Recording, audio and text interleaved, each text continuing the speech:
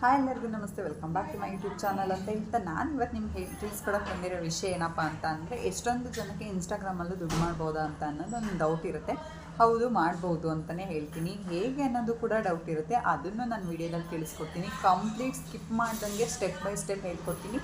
Watch ಮಾಡಿ. ಮತ್ತು ಇನ್ನೂ ಯಾರೆಲ್ಲ ನನ್ನ ಚಾನಲ್ನ ಸಬ್ಸ್ಕ್ರೈಬ್ ಮಾಡ್ಕೊಂಡಿಲ್ಲ, ಪ್ಲೀಸ್ ಸಬ್ಸ್ಕ್ರೈಬ್ ಮಾಡ್ಕೊಳ್ಳಿ. ಹಾಗೆ ಬೆಲ್ ಬಟನ್ನ ಕ್ಲಿಕ್ ಮಾಡಿ.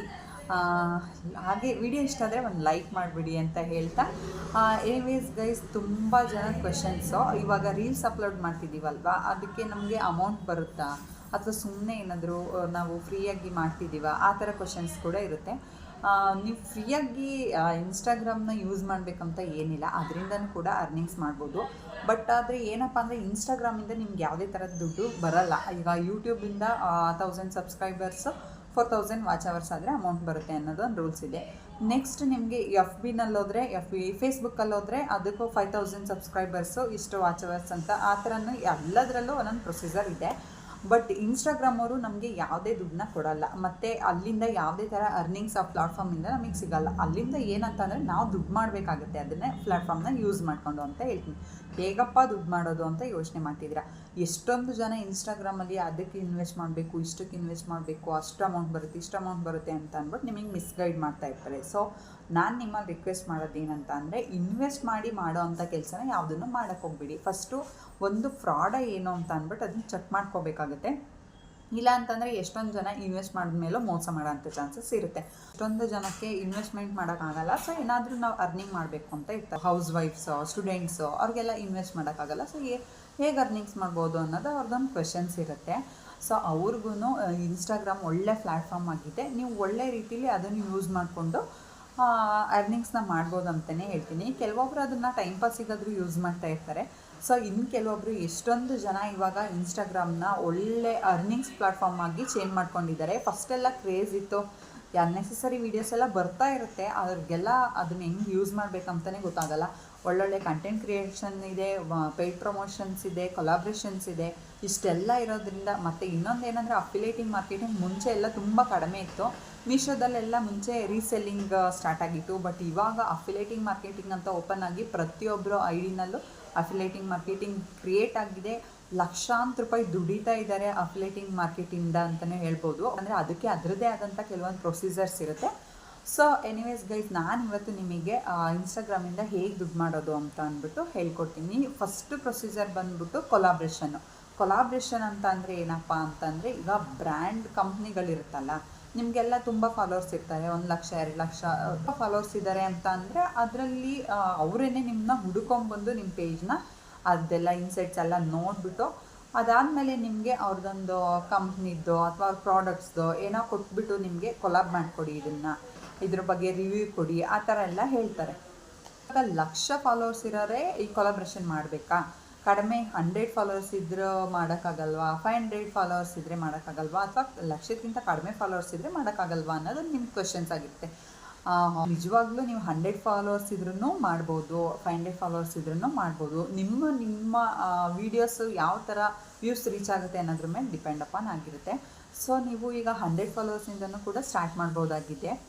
ಏನಪ್ಪ ಅಂತ ಅಂದರೆ, ಈಗ 1,00,000 ಫಾಲೋವರ್ಸ್ ಇದ್ದು ನಮ್ಮ ಐಡಿಯಲ್ಲಿ ಚೆನ್ನಾಗಿ ವ್ಯೂಸ್ ಹೋಗ್ತಾ ಇದೆ ಅಂತಂದರೆ, ಅವರೇ ನಮ್ಮನ್ನು ಹುಡ್ಕೊಂಡ್ಬಂದು ಅವ್ರ ಕಂಪ್ನಿದು ಕೊಲಾಬ್ರೇಷನ್ ಮಾಡಿಕೊಡಿ ಅಂತ ಅಂದ್ಬಿಟ್ಟು ಕೊಡ್ತಾರೆ.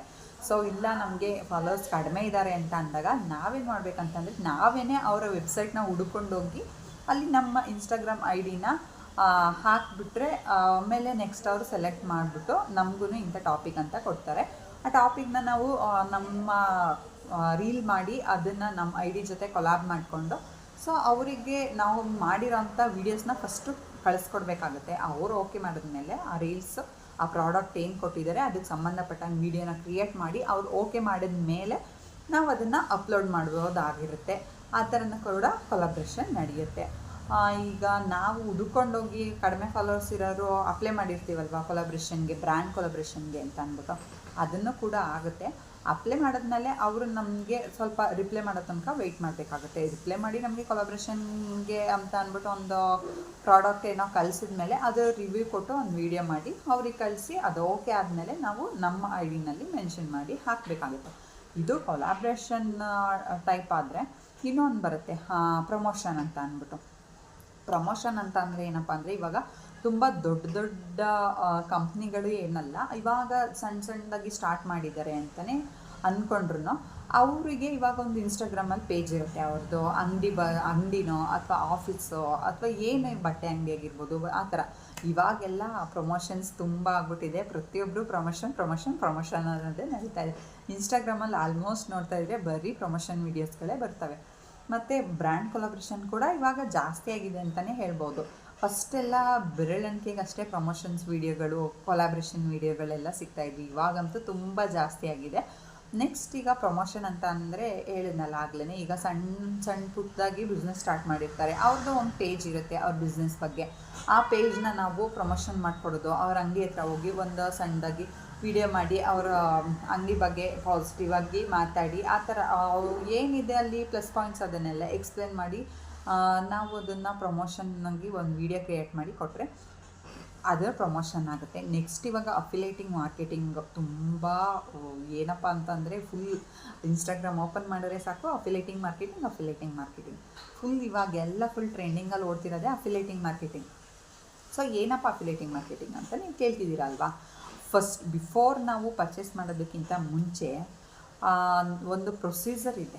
ಆ ಪ್ರೊಸೀಜರ್ ಪ್ರಕಾರ ಹೋಗಿ ನಾವು ಅಫಿಲೇಟಿಂಗ್ ಮಾರ್ಕೆಟಿಂಗ್ಗೆ ಜಾಯ್ನ್ ಆಗಬೇಕಾಗತ್ತೆ. ಮೀಶೋದಾಗಿರ್ಬೋದು, ಅಮೆಝಾನ್ ಆಗಿರ್ಬೋದು, ಫ್ಲಿಪ್ಕಾರ್ಟ್ ಆಗಿರ್ಬೋದು, ವಿಶ್ ಲಿಂಕ್ಗಳು, ಎಷ್ಟೊಂದು ಅಫಿಲೇಟ್ ಇವಾಗಂತೂ ಫುಲ್ ಲಕ್ಷಾಂತರ ಜನ ಫುಲ್ ಅಫಿಲೇಟ್ ಮಾರ್ಕೆಟಿಂಗಿಂದನೇ ಅರ್ನ್ ಮಾಡ್ಕೊತಾ ಇದ್ದಾರೆ. ಇದೊಂದು ಬೆಸ್ಟ್ ಪ್ಲ್ಯಾಟ್ಫಾರ್ಮ್ ಅಂತಲೇ ಹೇಳ್ಬೋದು. ಹೌಸ್ ವೈಫ್ಗೆ ಮತ್ತು ಸ್ಟೂಡೆಂಟ್ಸ್ಗೆ ಅರ್ನಿಂಗ್ಸ್ ಮಾಡೋಕ್ಕೆ ಹೊರಗಡೆ ಹೋಗೋಕ್ಕಾಗಲ್ಲ ಅನ್ನೋರಿಗೆ ಅಫಿಲೇಟಿಂಗ್ ಮಾರ್ಕೆಟಿಂಗ್ ಒಂದು ಒಳ್ಳೆ ಬೆಸ್ಟ್ ಪ್ಲ್ಯಾಟ್ಫಾರ್ಮ್ ಅಂತಲೇ ಹೇಳ್ಬೋದು. ಸೊ ನಾನು ನಿಮಗೆ ರೆಫರ್ ಮಾಡೋದಾದರೆ ಅಫಿಲೇಟಿಂಗ್ ಮಾರ್ಕೆಟಿಂಗ್ ಮಾಡಿ ಅಂತ ಹೇಳ್ತೀನಿ. ಯಾಕೆ ಅಂತಂದರೆ ಇದರಲ್ಲಿ ನಾವು ಕೊಲಾಬ್ರೇಷನ್ನ ಅಪ್ರೋಚ್ ಮಾಡೋಂಗೂ ಇರಲ್ಲ, ಮತ್ತು ಯಾರೋ ಬಂದು ನಮಗೆ ಫಾಲೋವರ್ಸ್ ಕಡಿಮೆ ಇದ್ದಾರೆ ಅಂತ ಅಂದ್ಬಿಟ್ಟು ಪ್ರಮೋಷನ್ಸ್ ಕೊಡಲ್ಲ ಅಂತ ನೆಗೆಟಿವ್ ಆಗಿ ಮಾತಾಡೋಂಥದ್ದು ಏನೂ ಇರಲ್ಲ. ಸೊ ಹಾಗಾಗಿ ಅಫಿಲೇಟಿಂಗ್ ಮಾರ್ಕೆಟಿಂಗ್ ಏನಂತ ಅಂದರೆ ನಾವು ನಮ್ಮ ಇನ್ಸ್ಟಾ ಐ ಡಿಲಿ ತೊಗೊಂಡಿರೋಂಥ ಪ್ರಾಡಕ್ಟ್ನ ರಿವ್ಯೂ ಕೊಟ್ಬಿಟ್ಟು ಅದ್ರದ್ದು ಲಿಂಕ್ ಹಾಕ್ಬಿಟ್ಟು ನಮ್ಮ ಐ ಡಿನಲ್ಲಿ ಅದು ವೀಡಿಯೋನ ಹಾಕಿದ್ರೆ ಸಾಕು. ಯಾರಿಗಾದ್ರೂ ಇಂಟ್ರೆಸ್ಟ್ ಇತ್ತು ಅಂತಂದರೆ ನಮ್ಮ ವೀಡಿಯೋಸ್ ನೋಡೋರಿಗೆ ಅಥವಾ ನಮ್ಮ ಪ್ರಾಡಕ್ಟ್ ತೊಗೊಂಡಿರೋದು ಯಾರಿಗಾದ್ರೂ ಇಷ್ಟ ಆಯಿತು ಅಂತಂದರೆ ಅವರೇ ಡೈರೆಕ್ಟ್ ಬಂದು ಏನು ಮಾಡ್ತಾರೆ ಪ್ರಾಡಕ್ಟ್ ಲಿಂಕ್ ಅಂತ ಅಂದ್ಬಿಟ್ಟು. ನಾನು ಆವಾಗಲೇ ಹೇಳಿದ್ನಲ್ವ, ಇವಾಗ ಯಾವುದಾದ್ರೂ ಒಂದು ಮೀಶೋ, ಅಮೆಝಾನು, ಫ್ಲಿಪ್ಕಾರ್ಟು ಯಾವುದ್ರ ಜೊತೆಗಾದ್ರೂ ಟೈಅಪ್ ಆಗಿದ್ದೀವಿ ಅಂತ ಅಂದರೆ ನಾವು DM ಮಾಡಿದ್ರೆ ಡೈರೆಕ್ಟ್ ಅವರಿಗೆ ಲಿಂಕ್ ಹೋಗೋ ಥರ ಆಪ್ಷನ್ ಕೂಡ ಇರುತ್ತೆ. ಸೊ ಎಲ್ಲರಿಗೂ ನಾವು ಲಿಂಕ್ ಹಾಕೊಂಡು ಕುತ್ಕೊಳ್ಳೋ ಅವಶ್ಯಕತೆ ಏನಿರಲ್ಲ. ಸೊ ಡೈರೆಕ್ಟ್ ಲಿಂಕ್ ಹೋಗೋ ಆಪ್ಷನ್ ಕೂಡ ಇರುತ್ತೆ. ಸೊ ಹಾಗಾಗಿ ಆ ಪ್ರೊಸೀಜರ್ ಪ್ರಕಾರನೇ ನೀವು ಅಫಿಲೇಟಿಂಗ್ ಮಾರ್ಕೆಟಿಂಗ್ಗೆ ಎಂಟರ್ ಆಗಿ ನೆಕ್ಸ್ಟ್ ನೀವು ತಗೊಳ್ಳೋ ಅಂಥ ಪ್ರಾಡಕ್ಟ್ನ ಅಲ್ಲಿ ಅದ್ರ ಲಿಂಕ್ನ ಪೇಸ್ಟ್ ಮಾಡಿ ಅಲ್ಲಿಂದ ತೆಗೆದು ನೀವು ನಿಮ್ಮ ವೀಡಿಯೋಸಲ್ಲಿ ಕಾಪಿ ಮಾಡ್ಕೊಂಡ್ರೆ ಸಾಕು. ಇಲ್ಲೂ ಕೂಡ ತುಂಬ ಆರಾಮಾಗಿ ನೀವು ಅರ್ನಿಂಗ್ಸ್ನ ಮಾಡ್ಬೋದಂತಲೇ ಹೇಳ್ತೀನಿ. ಸೊ ಕೆಲವೊಂದು ಆ್ಯಪ್ಗಳು ಕೂಡ ಇದ್ದಾವೆ ಇದಕ್ಕೆ ಪರ್ಟಿಕ್ಯುಲರಾಗಿ ಅರ್ನಿಂಗ್ಸ್ ಮಾಡೋಕ್ಕೆ ಅಂತಲೇ ಒಂದು ಬ್ರ್ಯಾಂಡ್ಗಳದ್ದು ನೇಮು ಅದೆಲ್ಲ ಇದೆ. ಅದನ್ನೆಲ್ಲ ನಾನು ನೆಕ್ಸ್ಟ್ ಇನ್ನೊಂದು ವಿಡಿಯೋದಲ್ಲಿ ತಿಳಿಸ್ಕೊಡ್ತೀನಿ. ಆಲ್ಮೋಸ್ಟ್ ನಿಮಗೆ ಗೊತ್ತಾಗಿದೆ ಅನಿಸುತ್ತೆ. ನಾನು 4 ಟೈಪ್ಸ್ ಹೇಳಿದೆ ಆಲ್ರೆಡಿ, ಈಗ ನಾನು 3 ಟೈಪ್ಸ್ ನಿಮಗೆ ಎಕ್ಸ್ಪ್ಲೇನ್ ಮಾಡಿದ್ದೀನಿ. ಇನ್ನೊಂದು ಏನಪ್ಪ ಅಂತಂದರೆ ಇವಾಗ ಇನ್ಸ್ಟಾಗ್ರಾಮಲ್ಲಿ ಓನ್ ಪ್ರಾಡಕ್ಟ್ ಏನಾದರೂ ಬಿಸ್ನೆಸ್ ಮಾಡ್ತಿದ್ದೀವಿ ಅಥವಾ ಏನಾದರೂ ಸ್ಟಾರ್ಟ್ ಮಾಡಿದ್ದೀವಿ, ಸ್ಮಾಲ್ ಸ್ಯಾರಿ ಬಿಸ್ನೆಸ್ ಆಗಿರ್ಬೋದು. ಆಲ್ಮೋಸ್ಟ್ ಇವಾಗೆಲ್ಲ ನೋಡ್ತಾ ಇದ್ದೀರಾ ಇನ್ಸ್ಟಾಗ್ರಾಮ್ ಅಂತ ಅಂದರೆ ಬರೀ ಅವ್ರದ್ದು ಅಂಗಡಿಗಳು ಮತ್ತು ಬಟ್ಟೆ ವ್ಯಾಪಾರ ಮಾಡೋದಾಗಿರ್ಬೋದು, ಅವ್ರ ಮನೇಲೇ ತಯಾರಿಸೋವಂಥ ಫುಡ್ಗಳಾಗಿರ್ಬೋದು, ಪ್ರಾಡಕ್ಟ್ಸ್ಗಳಾಗಿರ್ಬೋದು, ಇದೆಲ್ಲನೂ ರೀಸೇಲಿಂಗ್ ಮಾಡ್ಕೊತಾ ಇದ್ದಾರೆ ಅಂತಲೇ ಹೇಳ್ಬೋದು. ಅವರೆಲ್ಲಿಂದನೂ ಏನು ಪರ್ಚೇಸ್ ಮಾಡ್ಕೊಂಡು ಬಂದಿರಲ್ಲ, ಅವರೇ ಓನಾಗಿ ಬಿಸ್ನೆಸ್ ಸ್ಟಾರ್ಟ್ ಮಾಡ್ತಿದ್ದಾರೆ. ಇದು ಒಂದು ಒಳ್ಳೆ ಪ್ಲ್ಯಾಟ್ಫಾರ್ಮ್ ಆಗಿದೆ ಅಂತಲೇ ಹೇಳ್ಬೋದು. ಯಾಕೆಂದರೆ ನಾವೆಲ್ಲೂ ಹೋಗಂಗಿಲ್ಲ, ಸುತ್ತಂಗಿಲ್ಲ, ಮತ್ತು ಅವರು ಬನ್ನಿ ಅಂತ ಏನು ಕರೆಯೋಂಗಿಲ್ಲ. ನಾವು ಬರೀ ನಮ್ಮ ಇನ್ಸ್ಟಾಗ್ರಾಮ್ ಪೇಜಲ್ಲಿ ಒಂದು ಪೋಸ್ಟ್ನ ಅದ್ರ ಬಗ್ಗೆ ಒಂದು ರಿವ್ಯೂ ಹಾಕಿದ್ರೆ ಸಾಕು. ಅವ್ರಿಗೆ ಇಷ್ಟ ಆಯಿತು ಅಂತಂದರೆ ಅವರು ಅದೇ ಲಿಂಕಲ್ಲಿ ಬಂದ್ಬಿಟ್ಟು ಪರ್ಚೇಸ್ ಮಾಡ್ಕೊತಾರೆ. ಸೊ ಈ ಥರ ಇನ್ಸ್ಟಾಗ್ರಾಮ್ ನಮಗೆ ತುಂಬ ಯೂಸ್ಫುಲ್ ಇರಬೇಕಾದ್ರೆ ಅದನ್ನು ಒಳ್ಳೆ ರೀತಿಯಲ್ಲಿ ಉಪಯೋಗಿಸ್ಕೊಳ್ಳಿ ಅಂತ ಹೇಳ್ತಾ ಇವಾಗ ಸ್ಟಾರ್ಟ್ ಮಾಡ್ತಾ ಇದ್ದೀವಿ ನಾವು ಅಂತಂದರೆ ಖಂಡಿತವಾಗ್ಲೂ ಸ್ಟಾರ್ಟ್ ಮಾಡಿ. ಕಡಿಮೆ ಫಾಲೋವರ್ಸ್ ಇದ್ರೂ ಪರವಾಗಿಲ್ಲ, ನೀವೇನೇ ಆ ಬ್ರ್ಯಾಂಡ್ ಪೇಜ್ಗಳನ್ನ ಹುಡ್ಕೊಂಡೋಗಿ ಅವ್ರಿಗೆ ನಿಮ್ಮ ಇನ್ಸ್ಟಾ ಐ ಡಿದು ಡೀಟೇಲ್ಸ್ ಕೊಟ್ಟಿರಿ. ಅವರು ಅದನ್ನು ವೆರಿಫೈ ಮಾಡಿ ನೋಡಿಕೊಂಡು ನಿಮ್ಮ ಪ್ರೊಫೈಲ್ನ ಒಂದ್ಸರಿ ಚೆಕ್ ಮಾಡ್ಕೊತಾರೆ.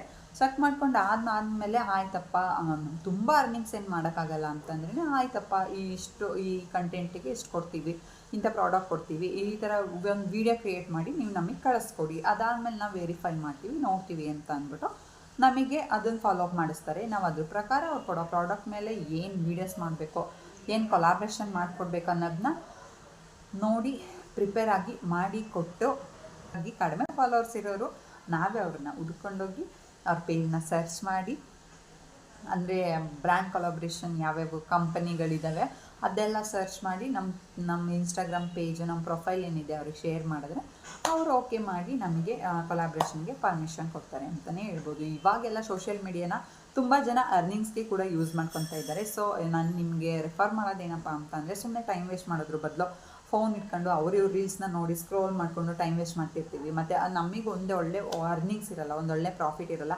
ಯಾರೆಲ್ಲ ಈ ಥರ ಟೈಮ್ ವೇಸ್ಟ್ ಮಾಡ್ತಿದ್ದೀರಾ ದಯವಿಟ್ಟು ಟೈಮ್ ವೇಸ್ಟ್ ಮಾಡೋಕ್ಕಂತೂ ಹೋಗಲೇಬೇಡಿ. ನೀವೂ ಇವತ್ತೇನೆ ಸ್ಟಾರ್ಟ್ ಮಾಡಿ. ಇಷ್ಟು ದಿನ ಪರ್ಚೇಸ್ ಮಾಡಿದ್ದು ಹೇಗಪ್ಪ, ಸುಮ್ಮನೆ ಪರ್ಚೇಸ್ ಮಾಡ್ಕೊಳ್ಳೋದು, ನಮ್ಮ ಪರ್ಸ್ನಲ್ ಯೂಸ್ ಮಾಡ್ಕೊಳ್ಳೋದು, ಆ ಥರ ಎಲ್ಲ ಮಾಡ್ತಿದ್ವಿ. ಹೌದು, ಮುಂಚೆ ಎಲ್ಲ ನಮಗೆಲ್ಲ ಗೊತ್ತೇ ಇರಲಿಲ್ಲ ಈ ಥರ ಪ್ರಮೋಷನ್ ಮಾಡ್ಕೊಡ್ಬೋದು ಅಥವಾ ಅಫಿಲೇಟಿಂಗ್ ಮಾರ್ಕೆಟಿಂಗ್ನ ಸ್ಟಾರ್ಟ್ ಮಾಡ್ಬೋದು. ನಾವು ತಗೊಳ್ಳೋ ಪರ್ಸ್ನಲ್ ಯೂಸ್ಗೆ ಅಂತ ತಗೊಳ್ಳೋ ಪ್ರಾಡಕ್ಟ್ನೇ ನಾವು ರಿವ್ಯೂ ಕೊಡ್ಬೋದು. ಅವ್ರಿಗೆ ಬೇರೆಯವ್ರಿಗೆ ಇಷ್ಟ ಆದರೆ ಅದನ್ನು ಪರ್ಚೇಸ್ ಮಾಡ್ತಾರೆ ಅಂತ ಅಂದ್ಬಿಟ್ಟು ಗೈಸ್, ನಾವು ಪರ್ಸ್ನಲ್ ಯೂಸ್ಗೆ ಅಂತ ತಗೊಳ್ಳೋ ಪ್ರಾಡಕ್ಟ್ ರಿವ್ಯೂ ಕೂಡ ಕೊಡ್ಬೋದು. ಅದನ್ನು ಕೊಟ್ಟಾದ್ಮೇಲೆ ಬೇರೆ ಯಾರಿಗಾದ್ರೂ ಒಂದು 10 ಜನಕ್ಕೆ ಇಷ್ಟ ಆಗ್ಬೋದಲ್ವಾ, ಅದು ಲಿಂಕ್ ಅಂತ ಕೇಳಿದ್ರೆ ಡೈರೆಕ್ಟ್ ಅವರಿಗೆ DM ಮಾಡಿದಾಗ ಲಿಂಕ್ ಹೋಗುತ್ತೆ, ಅವ್ರು ನಮ್ಮ ID-ನಲ್ಲಿ ಪರ್ಚೇಸ್ ಮಾಡ್ಕೊತಾರೆ. ಅದು ಇಷ್ಟು % ಕಮಿಷನ್ ಅಂತ ನಮಗೆ ಸಿಗುತ್ತೆ. ಈ ಥರನೂ ಕೂಡ ಅರ್ನಿಂಗ್ಸ್ನ ಮಾಡ್ಬೋದು ಅಂತ ಹೇಳ್ತಾ, ಇನ್ನು ಯಾರೆಲ್ಲ ನನ್ನ ಚಾನಲ್ನ ಸಬ್ಸ್ಕ್ರೈಬ್ ಮಾಡ್ಕೊಂಡಿಲ್ಲ, ಸಬ್ಸ್ಕ್ರೈಬ್ ಮಾಡ್ಕೊಳ್ಳದೆ ವಿಡಿಯೋ ನೋಡ್ತಿದ್ದೀರಾ, ಪ್ಲೀಸ್ ಸಬ್ಸ್ಕ್ರೈಬ್ ಮಾಡ್ಕೊಳ್ಳಿ. ಮತ್ತು ಇದು ನನ್ನ ಹೊಸ ಚಾನಲ್ ಆಗಿರುತ್ತೆ. ಒಂದು ರಮ್ಯಾ ಮಂಜುನಾಥ್ ಅನ್ನೋದು ಹಳೇ ಚಾನಲ್ ಇತ್ತು, ಬಟ್ ಅದು ಸ್ವಲ್ಪ ಕಾರಣಾಂತರಗಳಿಂದ ಸ್ಟಾಪ್ ಮಾಡಿದ್ದೀನಿ ವಿಡಿಯೋ. ಆ ಫೋನ್ ಸ್ವಲ್ಪ ನನಗೆ ಪ್ರಾಬ್ಲಮ್ ಆಗಿ ಸಿಕ್ಕಿಲ್ಲ. ಸೊ ಅದು ಇನ್ ಕೇಸ್ ಆ ID ಏನಾದರೂ ರಿಓಪನ್ ಆದರೆ ಅದರಲ್ಲಿ ನಾನು ಪರ್ಸ್ನಲ್ ವ್ಲಾಗ್ನ ಸ್ಟಾರ್ಟ್ ಮಾಡ್ತೀನಿ.